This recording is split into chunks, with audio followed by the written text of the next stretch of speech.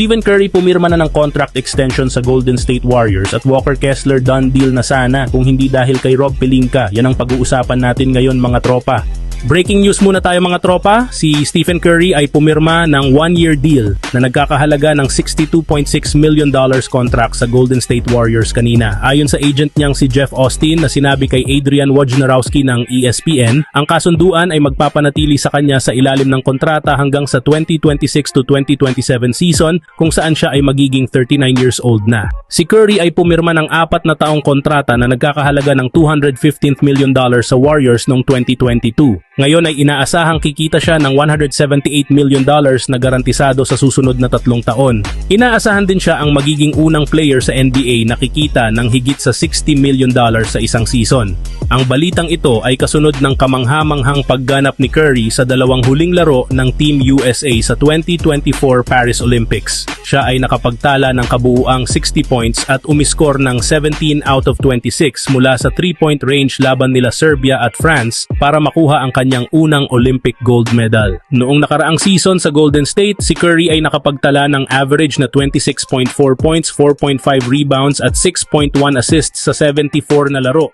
Sa kabilang banda naman, dahil papalapit na ang pagsisimula ng regular season, may inilabas naman na pangmalakasan na starting 5 ang Los Angeles Lakers. Itong starters nga daw na ito ay kayang-kaya makipagsabayan sa mga malalakas na team sa West tulad ng OKC, Golden State Warriors, Minnesota Timberwolves at Denver Nuggets. Kinabibilangan nga ito ni na Austin Reeves na kanilang shooting guard, Rui Hachimura bilang small forward, Christian Wood na kanilang starting center, Anthony Davis na babalik na sa power forward at LeBron James na magiging facilitator nila.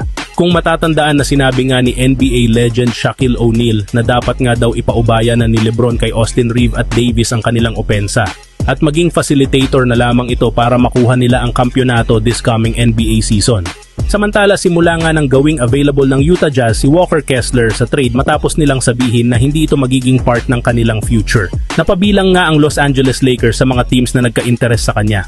Ang problema, kahit gustuhin ng Lakers na kunin si Walker Kessler, nagkaroon nga sila ng hindi pagkakaintindihan ng front office ng Utah Jazz. Sa katunayan, ayon nga sa balita, napakalaki nga ang hinihinging kapalit ng Utah Jazz sa negosasyon. Ito nga ay bubuhin ni Rui Hachimura at isang future first round pick which is ayaw ngang ibigay ni Rob Pelinka. Ibig sabihin nga yan mga tropa, tinanggihan ng Lakers ang naging bagong offer ng Utah Jazz. Pero hindi rin naman magtatapos ang kanilang negotiation, gayong sinubukan rin naman nga ulit ng Lakers na mag-counter offer sa Utah Jazz kung saan binubuo nga ito ni na Jackson Hayes, Jalen Hood-Schifino at isang future second round pick. Sa ngayon wala pa rin naman nga ditong sagot ang Utah Jazz dahil pag-iisipan pa rin nila kung tatanggihan o kukunin na nila ang alok na ito ni Rob Pelinka.